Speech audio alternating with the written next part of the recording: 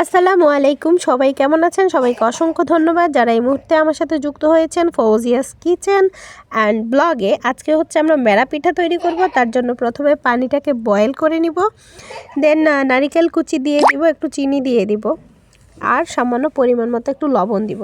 তারপর ওটার মধ্যে হচ্ছে চালের গুঁড়া আর একটু একটু আটা দিয়ে হচ্ছে আমরা এরকম একটা ডো তৈরি করে নেব। ডো তৈরি হয়ে গেলে আমরা হচ্ছে এরকম গোল গোল করে অনেকগুলো মেরা পিঠা তৈরি করে নিব। তো তার মধ্যে আরেকটা কথা বলতেছি, আমাদের ভিডিও যদি আপনাদের ভালো লাগে অবশ্যই আমাদের চ্যানেলটাকে লাইক, কমেন্টস, শেয়ার করে দিবেন এবং সাবস্ক্রাইব করবেন।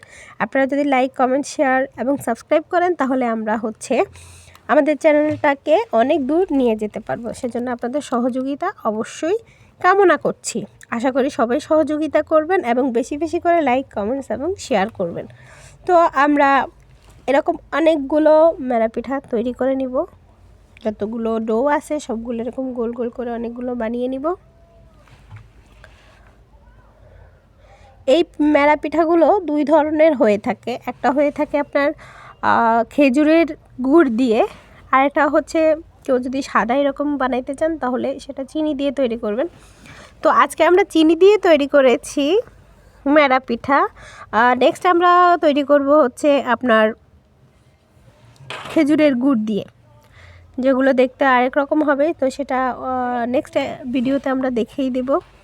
তারপরে পিঠাগুলো বানিয়ে নিয়ে আমরা এভাবে পানি বয়েল করে নিব একটা পাতিলে করে, যখন ধোঁয়াগুলো উঠে যাবে তখন হচ্ছে আমরা এভাবে মেরা পিঠাগুলো দিয়ে ঢেকে রাখবো। ঢেকে রাখার পর 30 মিনিট ঢেকে রাখবো।